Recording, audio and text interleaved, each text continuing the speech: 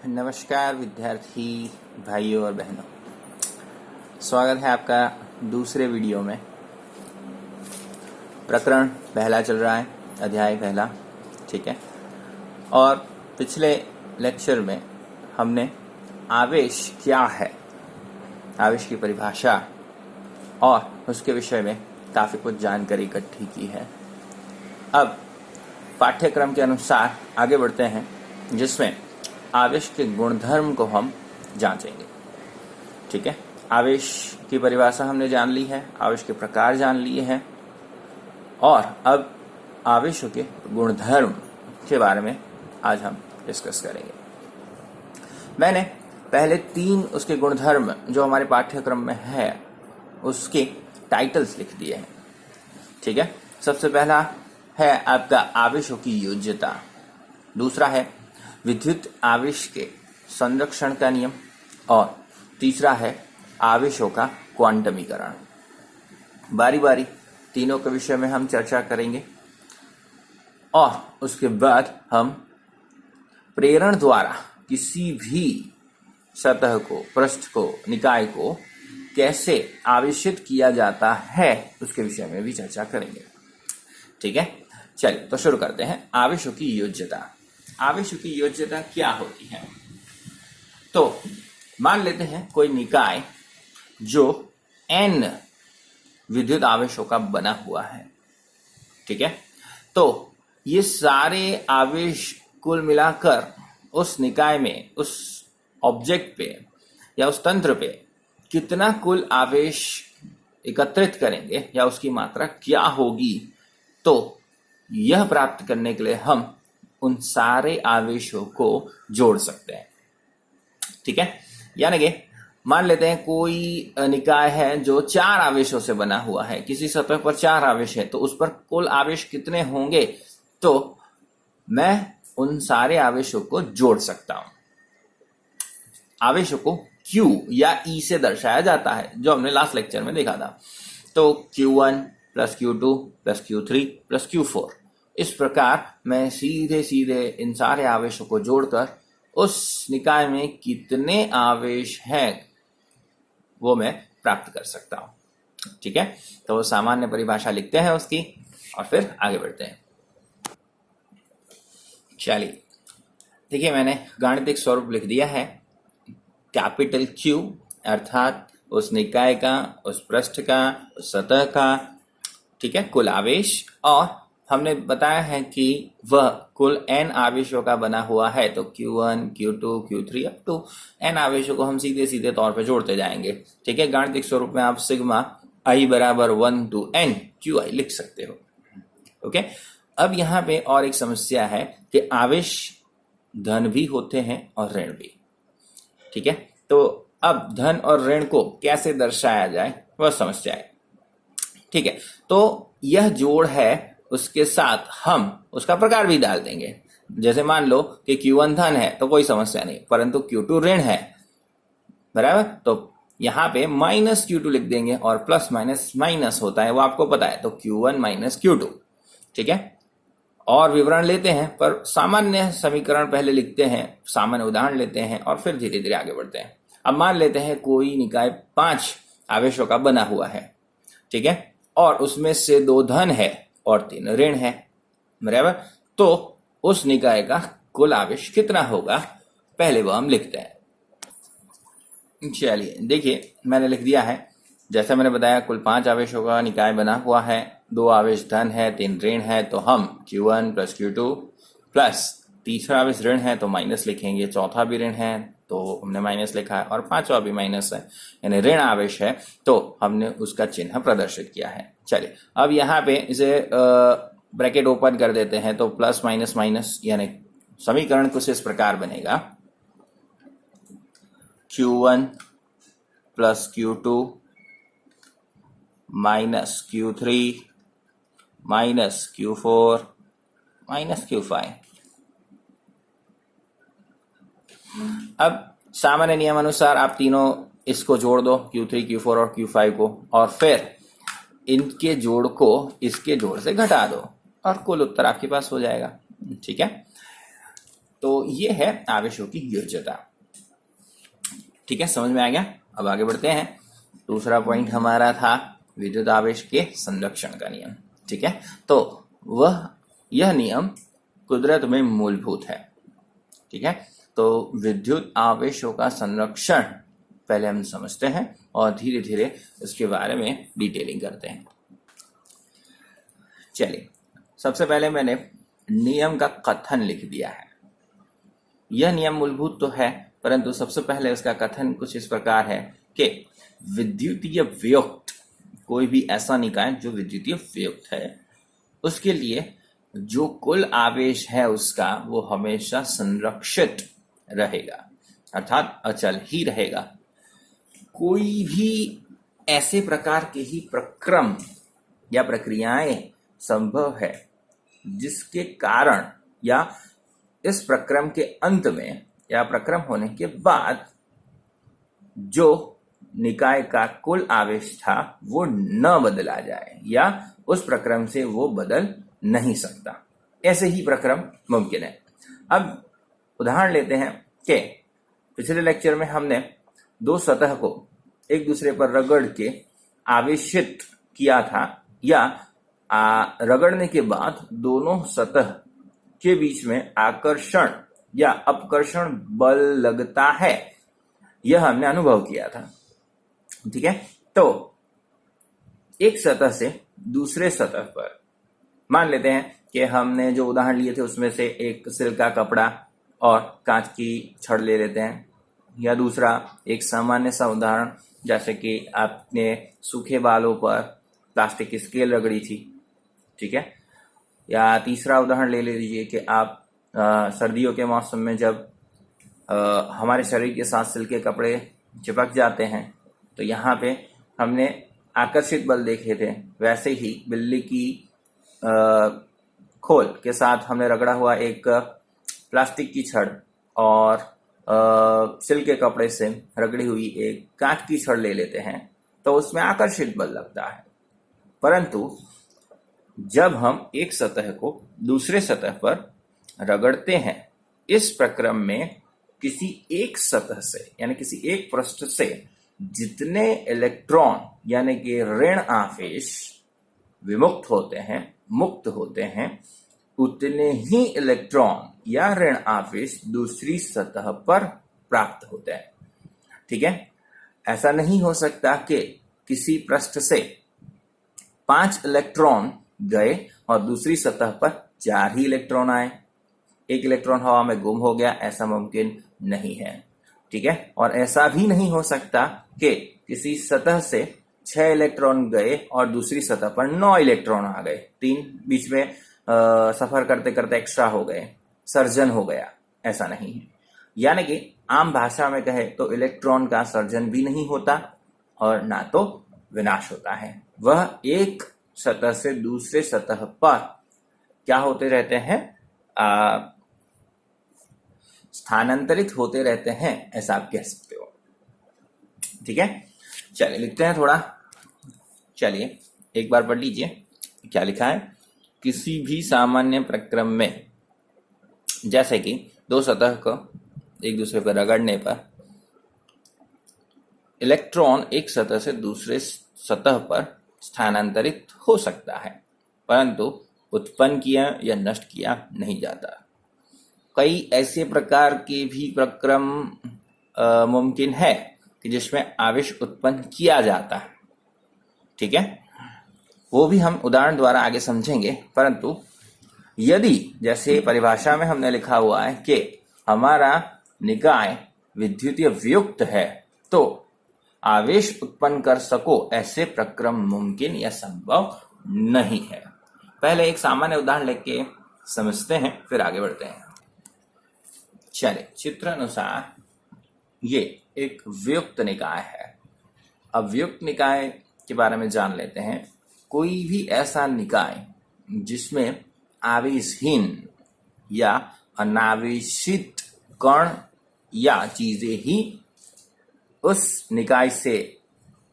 निकाय में प्रवेश कर सकती है या उस निकाय से बाहर जा सकती है। आप निकाय कह सकते हो, तंत्र कह सकते हो, वस्तु कह सकते हो, या पृष्ठ भी कह सकते हो, परंतु वह अगर वियुक्त है तो उस पर आवेशहीन यानी कि जिसका खुद का कोई भी आवेश नहीं है, ऐसे ही कण उसमें प्रवेश कर सकते हैं या उसमें से निकल सकते हैं। ठीक है, जिसका खुद का आवेश है, अगर ऐसी कोई चीज या ऐसे कोई कण उसके ऊपर आ जाते हैं तो आपको पता है कि उसका कुल आवेश है वो बदल जाएगा और वह वियुक्त निकाय नहीं रह सकता अब। ठीक है, तो हम पहले वियुक्त निकाय की बात कर रहे हैं, तो वियुक्त निकाय में आवेशहीन चीजें ही विस्थापित या स्थानांतरित हो सकती है। चलिए, अब एक फोटोन का किरण या गामा रे का किरण निकाय के अंदर आता है, प्रवेश करता है और प्रवेश करने के बाद वह एक दूसरा प्रक्रम करता है, यानी कि वह एक आवेश युग्म का निर्माण करता है। इलेक्ट्रॉन इन पैर्स बोला जाता है जिसे, आवेश युग्म, जिसके तहत वह एक पॉजिट्रॉन और एक इलेक्ट्रॉन का निर्माण करता है।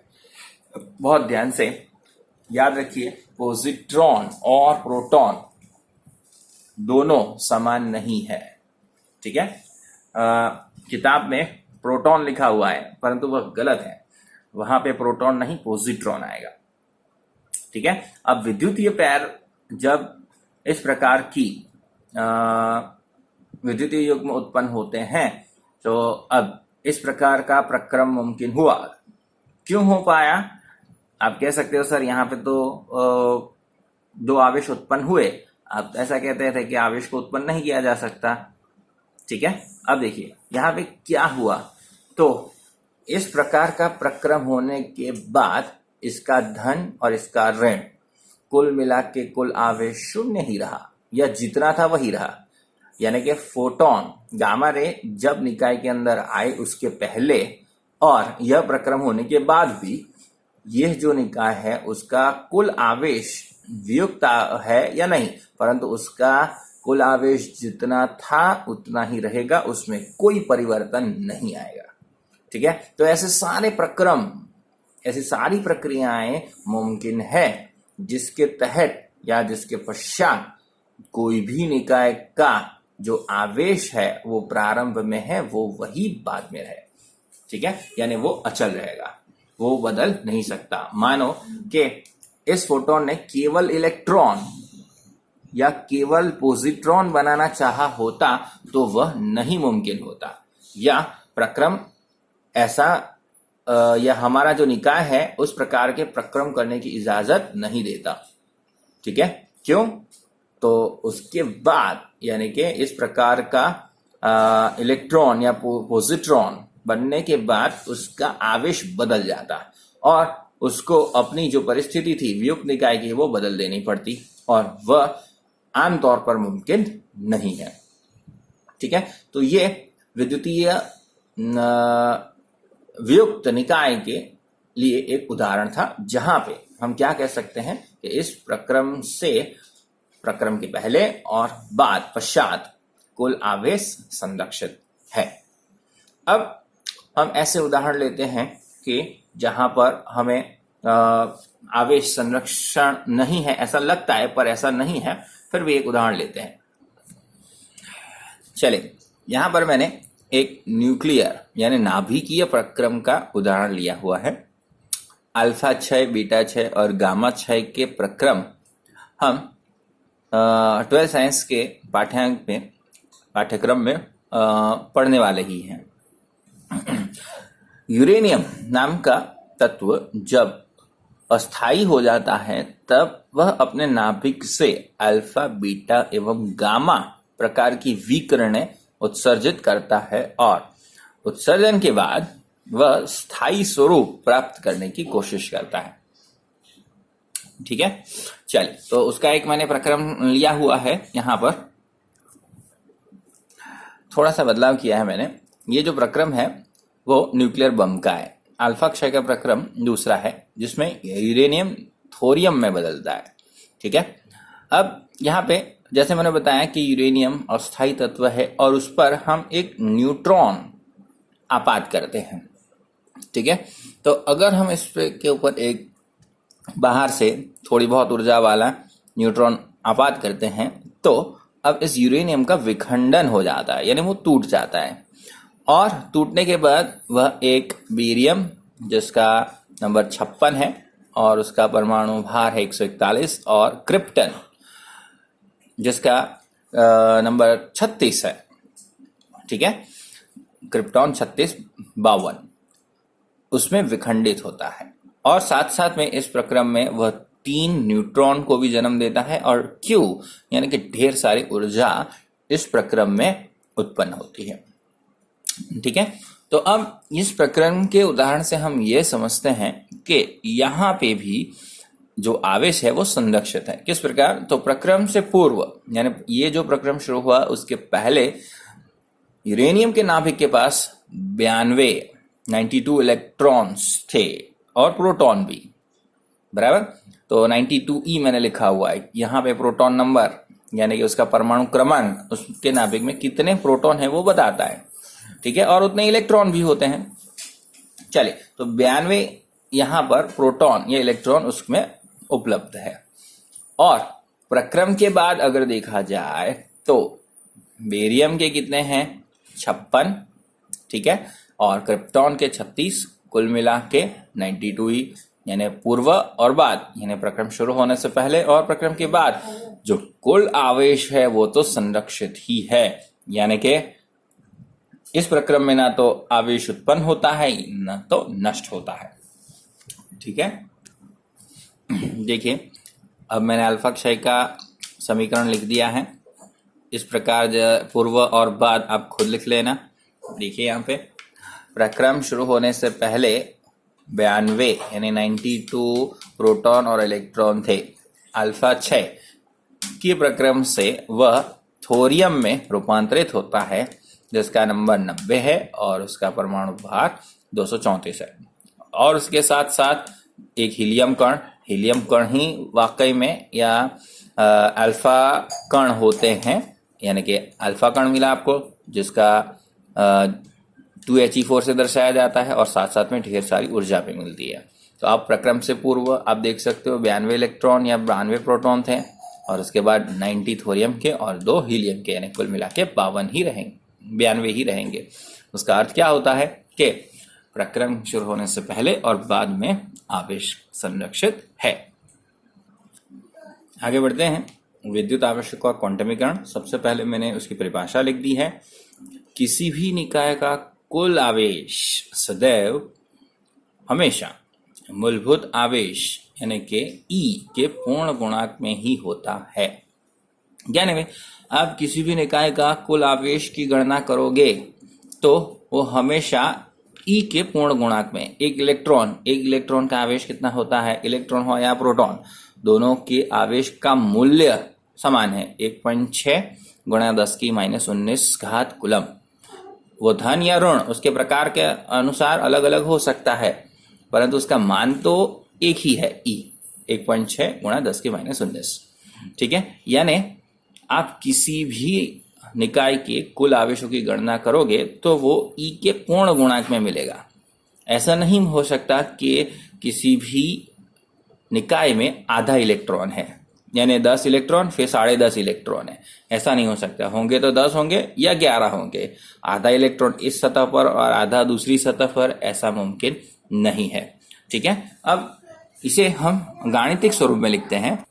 तो Q बराबर NE, देख सकते हो आप, Q किसी भी सतह का, पृष्ठ का, निकाय का कुल आवेश है, ठीक है। और N यानी कि पूर्ण गुणांक, 1 2 3 4 ऐसे गिनते हुए आप जितने भी इलेक्ट्रॉन या प्रोटॉन प्राप्त कर लो वो पूर्ण नंबर होगा और उसका कुल आवेश 1.6 गुणे 10⁻19 होगा, ठीक है। यानी कुल आवेश इस समीकरण से प्राप्त किया जा सकता है।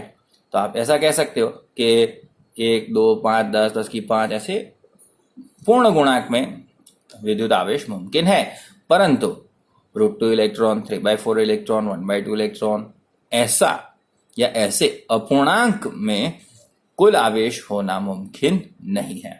अब इस तथ्य को हम क्या कहते हैं? इलेक्ट्रॉन का क्वांटमीकरण। तो यहाँ पे हमने आज कुल मिला के 3 गुणधर्म देखे। आवेशों की योज्यता, विद्युतीय आवेश का संरक्षण का नियम और विद्युत आवेशों का क्वांटमीकरण। ठीक है, नेक्स्ट वीडियो में हम आगे बढ़ेंगे। सबसे पहले हम प्रेरण द्वारा आवेशन यानी प्रेरण द्वारा आवेश कैसे उत्पन्न किया जाता है वह देखेंगे और सीधे फिर हम रुख कर लेंगे कूलॉम के नियम पर। ठीक है, तो कूलॉम के नियम से आपका वास्तविक प्रकरण शुरू हो जाता है और यहाँ तक जो है वो केवल जानकारी है। इनके दौरान और एक टॉपिक है, एक उपकरण जिसे इलेक्ट्रोस्कोप कहा जाता है, जिससे हम किसी भी वस्तु या किसी भी निकाय पर आवेश की उपस्थिति है वह जान सकते हैं। यानी कि किसी भी निकाय पर आवेश की उपस्थिति जानने हेतु कौन सा उपकरण इस्तेमाल होता है, तो उत्तर आएगा आपका इलेक्ट्रोस्कोप। ये याद रखना, इलेक्ट्रोस्कोप करके आप YouTube पे ढेर सारे वीडियो देख सकते हो, बराबर। लिखना यानी कि इसकी थियरी पूछे जाने की संभावना बहुत ही कम है या शून्य है, तो उसकी हमने चर्चा नहीं की है यहाँ पर। अब सीधे नेक्स्ट वीडियो में हम सीधे प्रेरण द्वारा आवेशन और कूलॉम का नियम की चर्चा करेंगे। ठीक है, चलिए, हैव अ गुड डे।